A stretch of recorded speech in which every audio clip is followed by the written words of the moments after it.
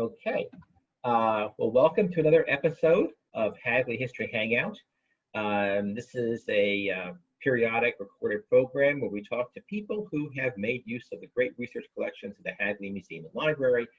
And today I'm speaking with Ai Hisano, who teaches at Kyoto University, although once upon a time she got her PhD from the University of Delaware, which was a great thing. She's written a book called Visualizing Taste, How Business Changed the Look of the the food you eat. We're going to ask her to talk about this. So I thank you for joining us. No, thank you so much for having me today. The title of your book, Visualizing Taste, is deliberately provocative. Visualizing taste. Tell me what you mean by visualizing taste. Why do you juxtapose sight and taste in the title? Yes, so my book examines how business created the color of food, which many consumers would recognize and in time take for granted as a natural color. For example, red color for tomatoes or yellow color for bananas, even though these colors may not be a product of nature or natural color for these food products.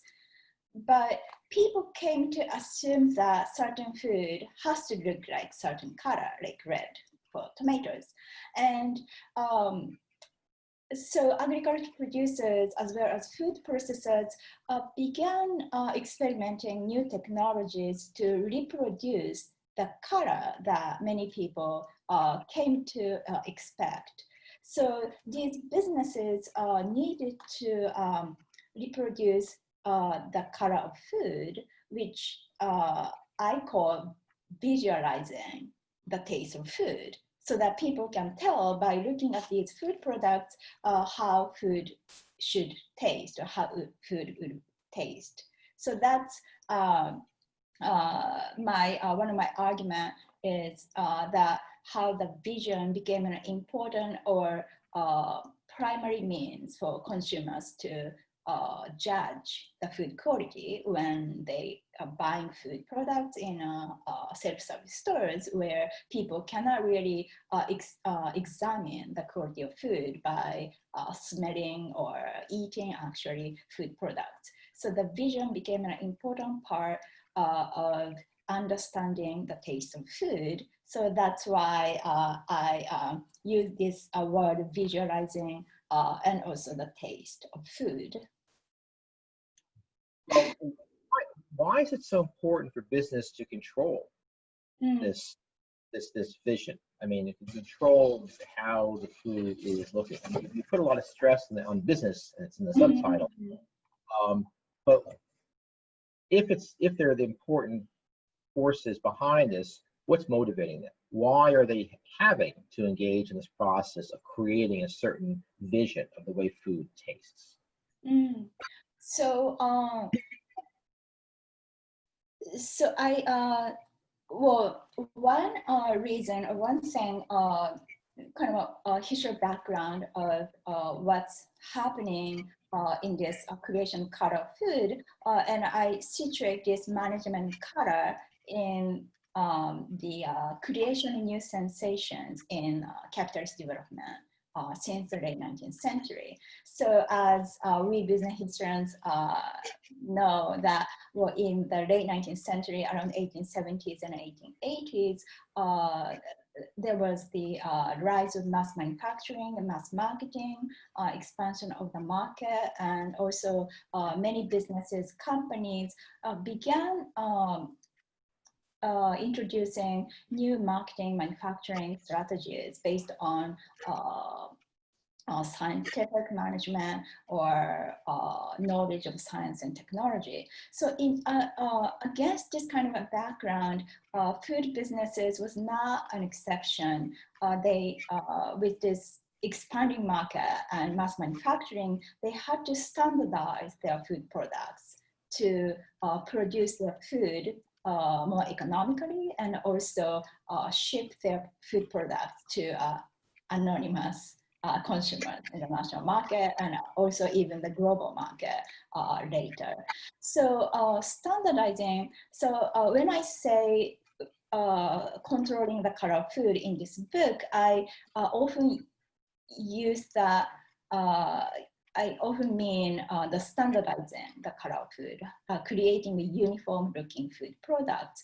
So this process of standardizing the color of food paralleled the rise of mass manufacturing, as I discussed earlier. So this rise of industrialization, mass manufacturing was part of why food businesses were trying to control the color of food. I mean, would you say this is somewhat similar to the process of creating brands? I mean, brands are created often because they are there to reassure consumers that wherever they buy product X, it's going to perform in a certain kind of consistent way. I mean, you know, Crest wants us to get into their toothpaste into our heads, right, so they will buy for the rest of our lives, because we don't want to have to think too hard about what kind of toothpaste we're going to have. It's similar to the process of creating a brand. So I think maybe the answer is yes and no. So yes, because so brands, one of the roles of brands, the importance of brands is to give consumers or ensure consumers the quality of products, either food or cosmetics or other products or automobiles or fashion even. So in that sense, creating this color, uniform color, assures consumers of this, the product, the food product, the quality of food is standardized. So in that sense, maybe color, creating color has a similar role as brands.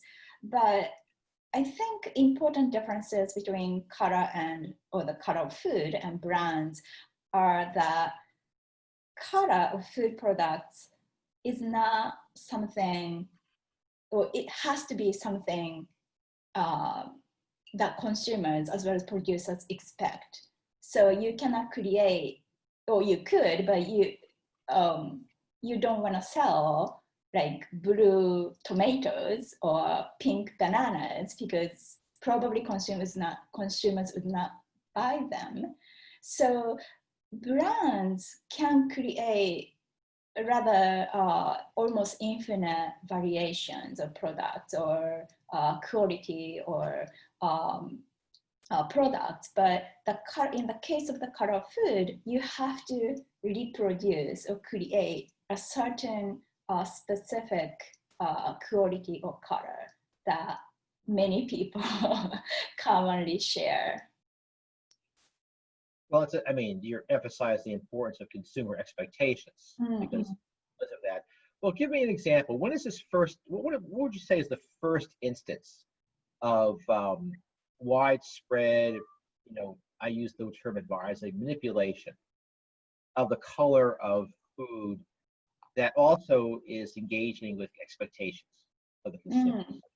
So, so this may not be the earliest, but earlier example, or one of the early examples, and I talk in quite a lot in my book, is about the color of oranges from Florida and California.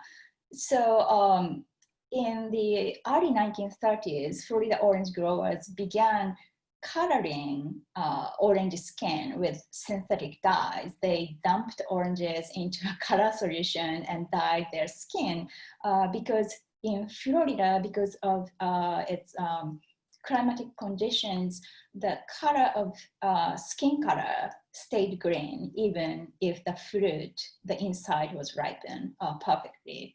So, so orange growers kind of believe that consumers would not buy green colored oranges, even though eating quality was perfect, almost perfect. It was good.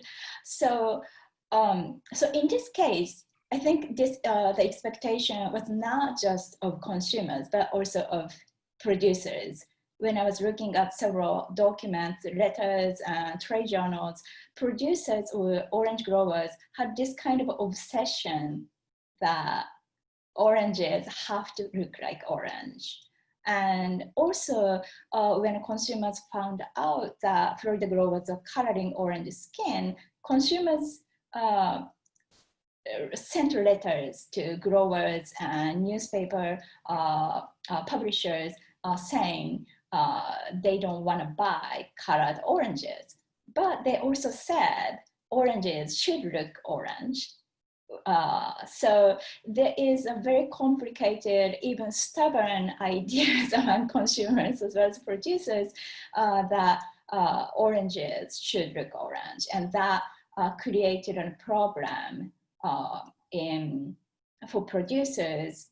It was a problem how to create a natural color, or in this case, an orange color, without upsetting consumers, which dyeing natural produce or dyeing agricultural produce was some line that consumers didn't want to step over. How long does this go on? That the oranges are dyed orange. How long does that continue? Excuse How me? long?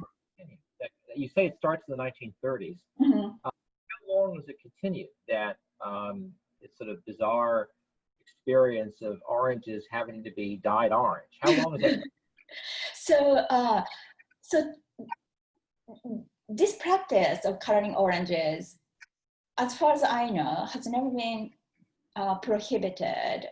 Well, it is restricted, it's regulated by state law and federal regulation, but hasn't been prohibited.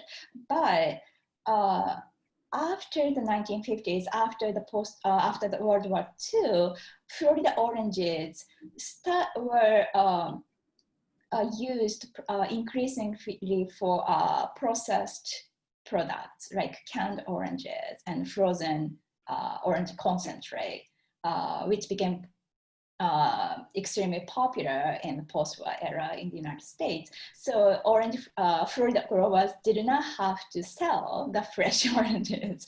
So around that time, I think the coloring practice started Florida growers stopped probably using this practice. But I haven't been able to pinpoint when exactly or why even whether they stopped at all. So it's quite likely for just people listening, if they're a little bit older like me, that if they bought Florida oranges in the 1960s, those oranges to become oranges would have to be orange. And of course, it's worthwhile for people to think about what would they have done if they had gone into a self-serve supermarket and seen a big stack of green oranges. Mm-hmm. Would they have purchased such? And the answer probably is no, which is what drives practice. Mm-hmm. Now, what you're getting at is the problem of natural variation. Mm-hmm. This is one of the big differences with brands, that product, food products, they come from nature. They vary depending upon the season. Mm-hmm. And what I recall from reading the book is that one of the earlier instances of this being an issue is with butter. Mm-hmm. In the 19th. Talk to me about the butter and how that becomes an instance of food coloring to meet consumer expectations. Okay, yeah, so butter is a very interesting case. Well, of course, it comes with margarine. So the color of butter depends on the color of milk, the cow's milk, and it changes or it fluctuates seasonally. So when cows are fed on green pastures, green grass, the milk as well as butter is relatively bright yellow. Well, it's not like very bright, but it's a relatively yellower color. But in winter, when cows are fed, there was no green grass, but they are fed on like a grain or dried grass, the color of milk as well as butter becomes white color. So, and in the summer months when the color is yellow, because of the nutrients contained in grass called carotene, it enriches the flavor as well. So, so throughout the history, producers as well as consumers or people assumed yellower color was a sign of better eating quality as well. So back in at least in the 14th century in Europe, butter producers were coloring already the butter by using marigold or some other natural food coloring. And when margarine was introduced first in France as a cheaper substitute for butter, margarine producers began coloring their products margarine in order to look like butter. But because it was introduced as a substitute for butter, butter producers were afraid that margarine would be a very strong competitor. And they might lose because margarine was cheaper. So the color became an important factor for butter producers to fight against margarine. And in some countries, including United States and UK, and I believe Denmark and some other European countries, some of the national governments enacted regulations that margarine should not look like butter, so that consumers can tell what they were buying was whether it was butter or margarine. And in the case of United States, there was a higher taxation for yellow-looking margarine. So margarine producers created white margarine and sold margarine in white, and consumers colored their margarine in yellow at their home. And I don't know if you remember or if you are in the generation of coloring margarine at home, but when I was talking to other people when I was writing my dissertation and this book, people came up to me and said it was when they were a child, it was their job to color their margarine. So it's color became, it was important because consumers expected that butter as well as margarine should look like yellow. And also because of that expectation, butter producers as well as government regulators used color as a political tool to regulate margarine. So it was, I think this is an interesting case to show not only how consumers as well as producers have a very strong expectation about color or how food should look, but also how that expectations and color can become a political, economic, and even social kind of creation. Or even a weapon. Yes. Against products there. Well, you mentioned, the dyeing of butter goes back to the 14th century, expands in margarine in the 19th century. What is being used to introduce color to butter, for example, and margarine? How is it being colored, and how does that change over time? Yes, so at the beginning, so in the case of butter, until the late 19th century, to be exact, around 1870s, producers, butter makers were using so-called natural dyes, which were extracted from plants, such as marigold or annatto, which comes from or came from Central and Latin America. It's red seeds, or which becomes orange and yellow color. So they mainly use these plant-based colorings. And then in the 1870s, which is around the time when margarine was introduced, dye makers, chemical companies began producing or introducing synthetic dyes, chemically synthesized dyes, which were much cheaper than natural dyes and also more intense in hues. So producers can use very small amount of synthetic dyes to color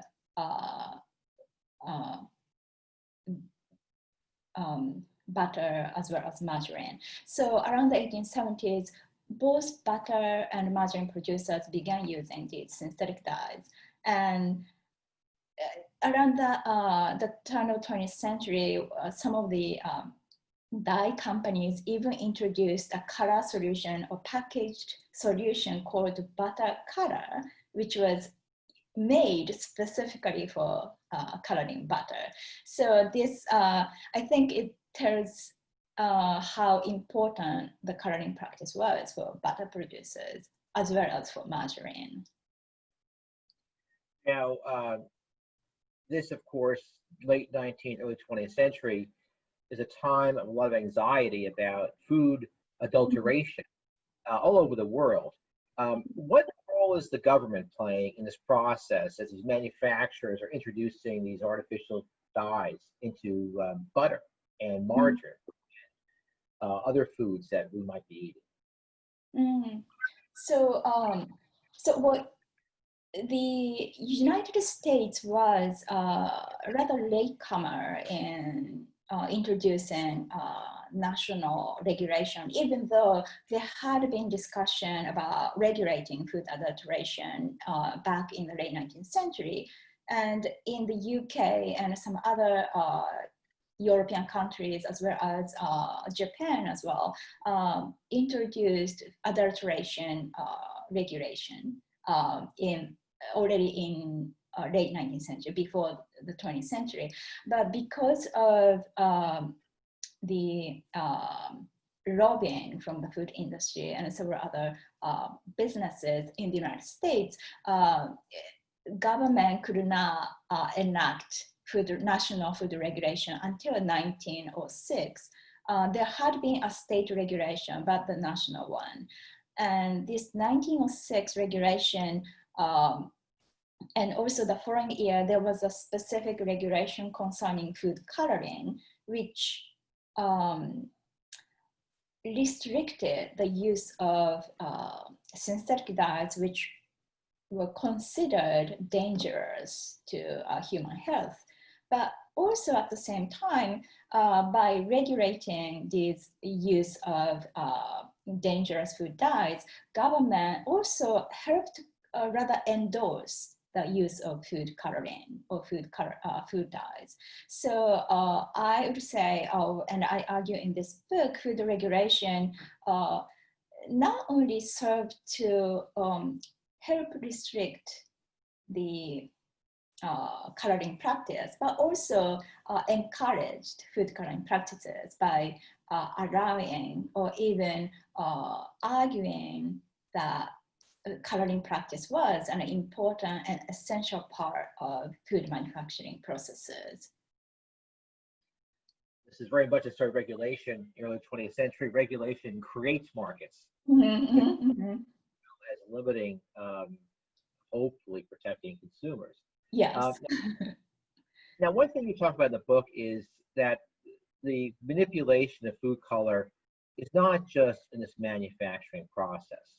It also takes place at the point of sale, where consumers are purchasing products in supermarkets. Can you talk to me about this a bit and give me some examples of how it's done, how this color is changed, especially in the kind of self-service stores that you mentioned at the beginning, that are such a big factor in the development of food coloring?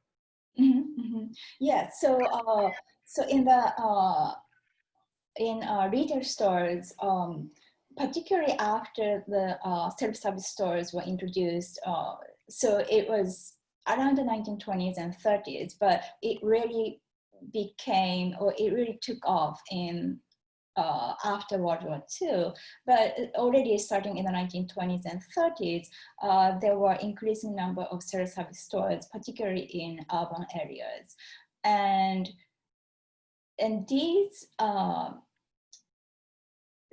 these grocers who were trying to incorporate self-service believe that because consumers could not talk to store clerks, and they could not ask, or they could ask, or they could talk to, but they were supposed to be self-service. So there was fewer opportunities for them to ask whether this fish or these vegetables were good, or when they came into a store. So these grocers believe that visual information was very important for customers to choose which products were better than others. So around this time, many grocery manuals and trade journals for the grocery business started talking substantially about how to display food produce, like fruits and vegetables, and they emphasized how color contrast was important to how to display. For example, red tomatoes should go next to green spinach, or that kind of color contrast. And in addition to that kind of display technique, in the mid-20th century, there was a new introduction of refrigeration and also packaging, particularly cellophane and transparent packaging, which I use correction from Hagley, DuPont.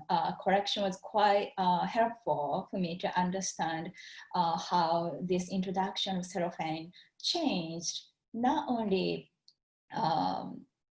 people purchase food, but also how they came to understand food quality. So this introduction of cellophane, so it was transparent, so people could see through inside the package, and so they could see fruits, vegetables, or meat. But producers and also retailers could control the inside package. So this cellophane control the inside, control the air inside the package, so that it could keep the color of particularly fresh meat, the red color of fresh meat longer. So, so this, even though the transparency allowed consumers to see the actual food, but it was not necessarily transparent because people or producers are controlling the inside. So it's quite interesting how this transparent packaging ostensibly allowing consumers to understand the food quality better, but they are also concealing what's going on inside the package.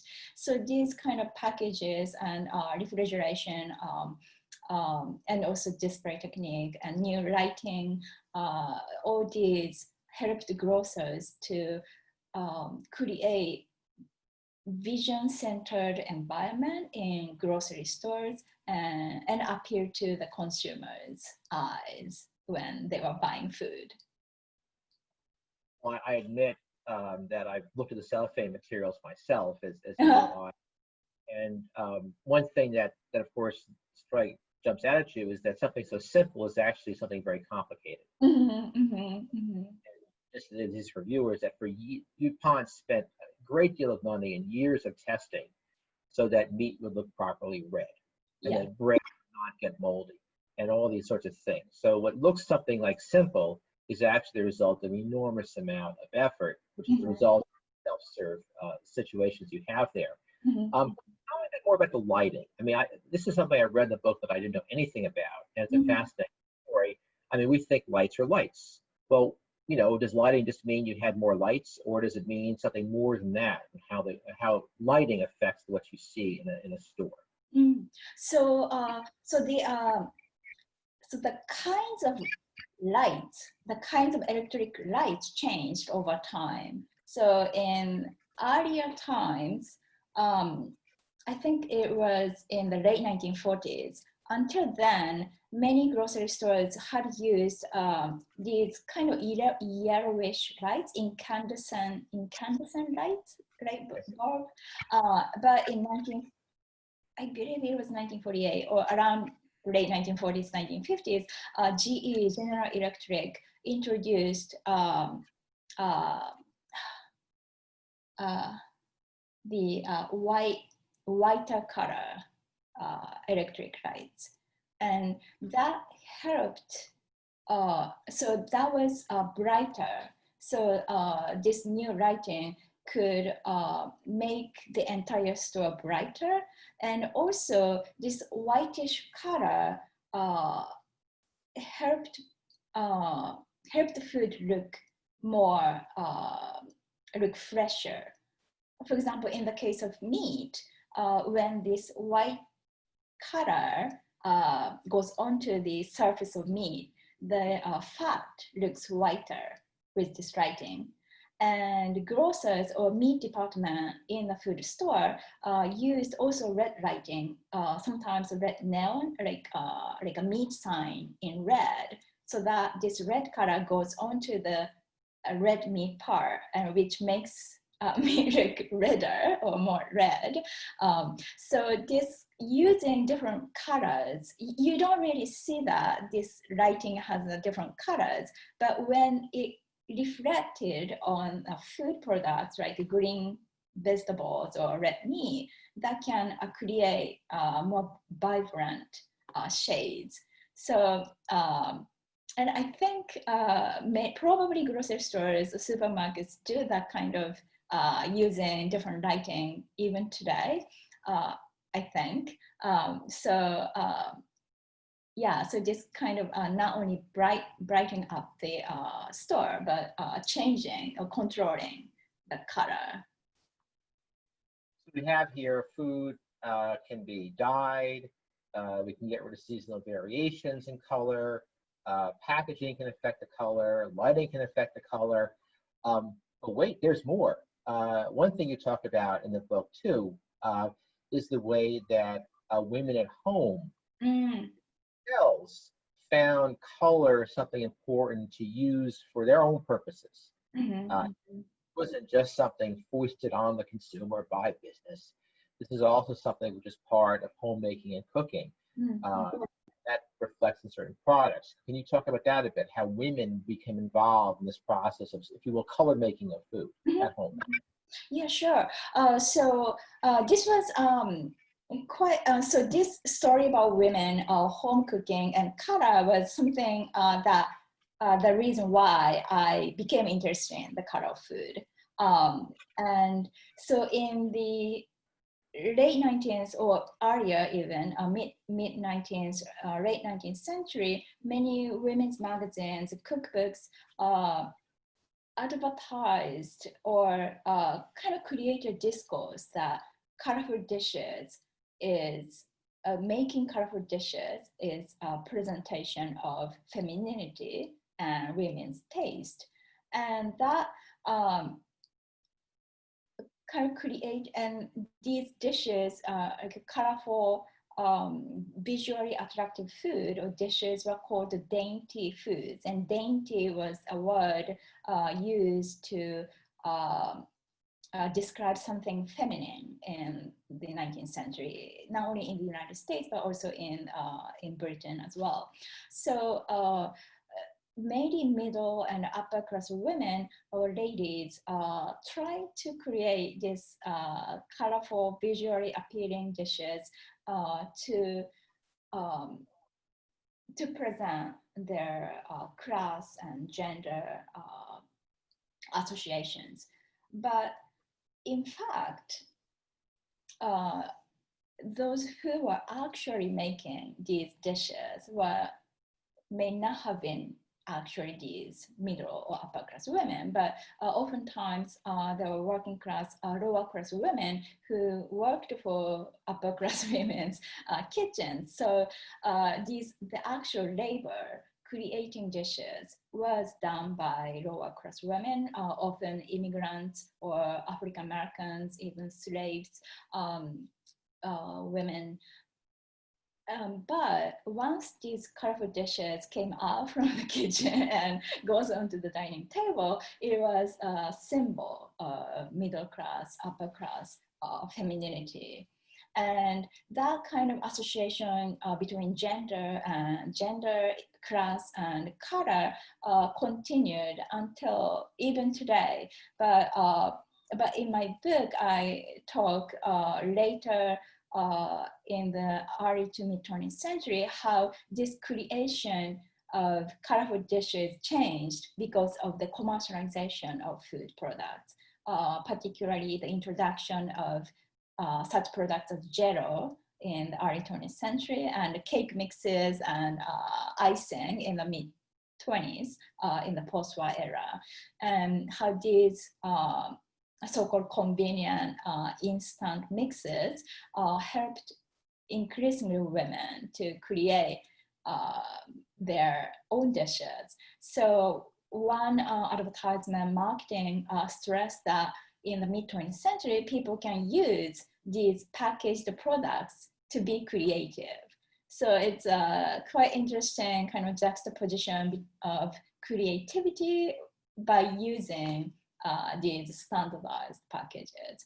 So, so this is also kind of companies or home economists and advisors were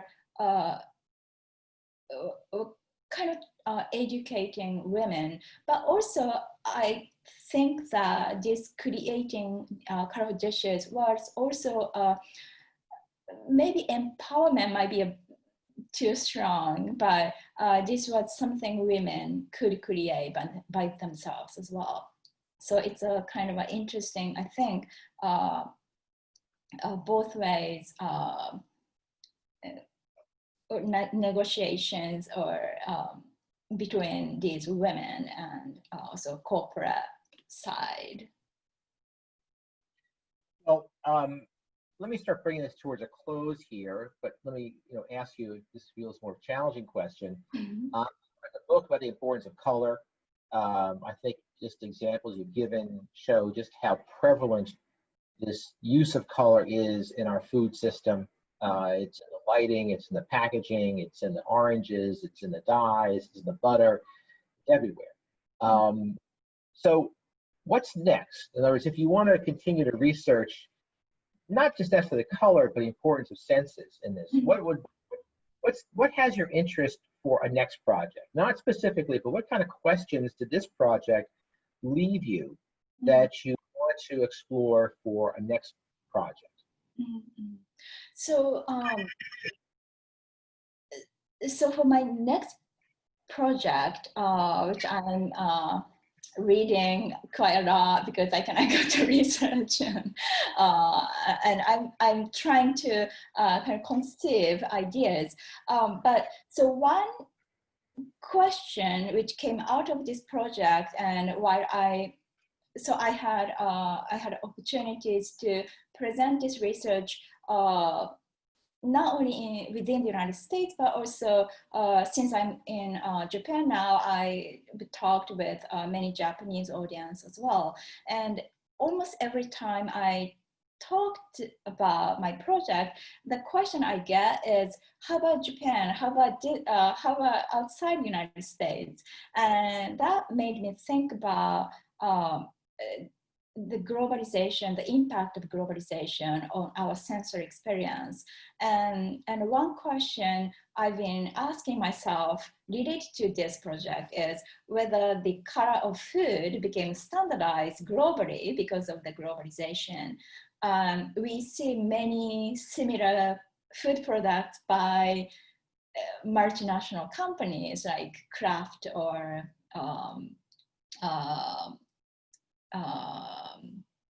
Nestle or many different companies. And some of the products, they do localize their products, but probably not all of them. And so the question is, and if not only these processed food products, but also agricultural produce, how this kind of localization and globalization of the senses have changed our senses today, and how that changed over time. And so that's one of the questions that I've been asking after this book project. And also for the next project, probably I want to address that question as well, but I want to expand not only taste and color or vision, but also I want to explore how other senses have changed. And I'm particularly interested in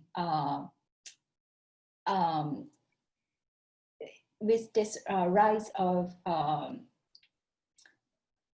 large cities around the turn in the 19th century and early 20th century, like New York, London, and later, probably later, Tokyo, had these kind of metropolis environment were somewhat key, I think, to creating kind of aesthetic experience of sensing different sounds or different air, different kind of visual sensations. So, so this, I'm still in a very early stage of the next book project, and maybe this is too ambitious, but this kind of global comparison question and also looking at the senses in a more holistic way would be the questions for my next project. Well, it sounds you might have several projects in that eye. But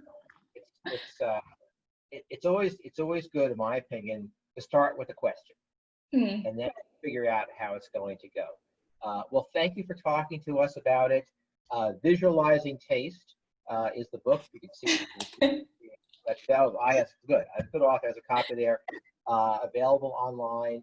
Pick it up. Well worth reading. And thank you for taking the time to talk to us. Yeah, thank you so much for giving me this opportunity. I really enjoyed talking to you. Thank you.